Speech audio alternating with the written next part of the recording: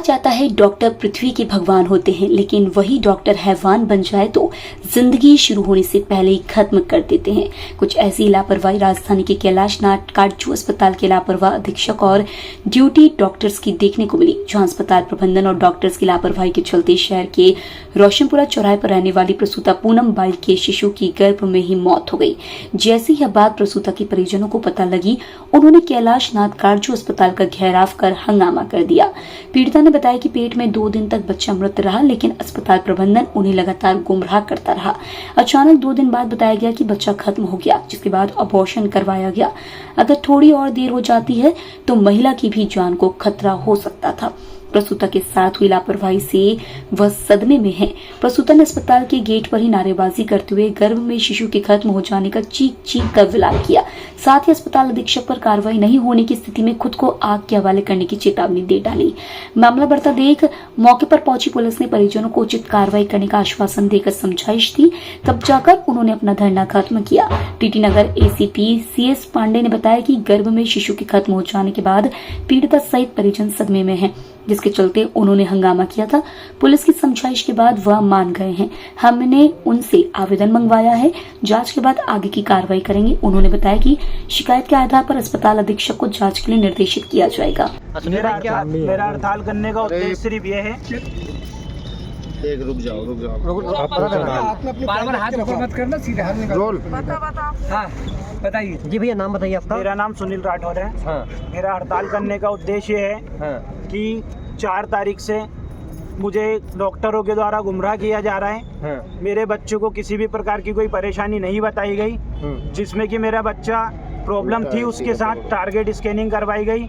Private बोला कुछ नहीं है, बच्चा नॉर्मल है। 7 तारीख को मुझे काटजू हॉस्पिटल में मैंने अपनी वाइफ को एडमिट करा, जिसको पेट में दर्द था, बच्चा मूवमेंट नहीं कर रहा था।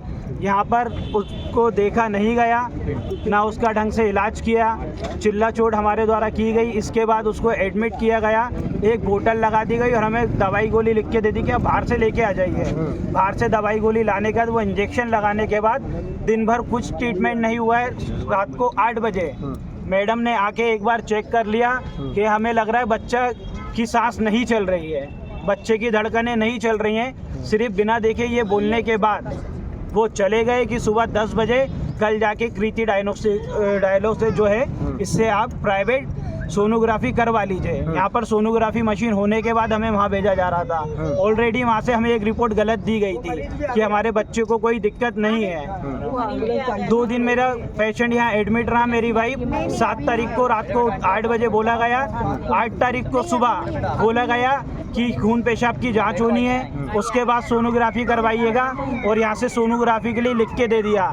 7 तारीख को 8 तारीख को बोल दिया आपकी रिपोर्ट नॉर्मल है, सोनोग्राफी की ज़रूरत नहीं है, आप घर जा सकती हो। डिस्चार्ज कर दिया गया मेरी वाइफ को, और पर्चे पे लिख दिया गया कि मैंने अपनी मर्जी से डिस्चार्ज कराया है, जो कि सारी चीज़ें गलत थी। मैंने ऐसा कुछ नहीं कराया था, ये लिख के दिया यहाँ पर। किसने लिखा ये? किसने लिखा? ये यहाँ पर ये जो डिस्चार्ज करा था कृति मैडम है, उन्होंने डिस्चार्ज करा था और यहाँ पर लिख दिया DOR की मैं अपनी मर्जी से जा रहा हूँ। मेरी वाइफ मेरी मर्जी से गई। बच्चे की उम्र कितनी थी? मेरे बच्चा 5 मंथ का था। अच्छा, वो खत्म कब हुआ? वो खत्म वो यहाँ पर लाया हूँ। यहाँ से जब आया था बच्चा मूवमेंट नहीं कर रहा था, पेट में था बच्चा, और यहाँ बोला गया कि बच्चे की धड़कन नहीं चल रही है, कल सुबह सोनोग्राफी।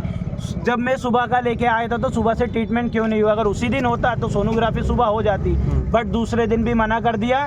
फिर मैंने 9 तारीख को दर्द वापस हुआ मेरी वाइफ को, मैंने प्राइवेट चेक कराया तो वहाँ से बताया गया कि आपका बच्चा ऑलरेडी मर चुका है पहले का, आपको अभी तक जानकारी नहीं दी है। तो बस मैं ये चाहता हूँ। कौन की लापरवाही मानते हैं इसमें आप? ये यहाँ के जो अधिकारी हैं, डॉक्टर्स हैं, इनकी प्रॉब्लम है, इनकी गलती है, जिससे मेरा बच्चा मरा है। लापरवाही उसकी है, डॉक्टरों की।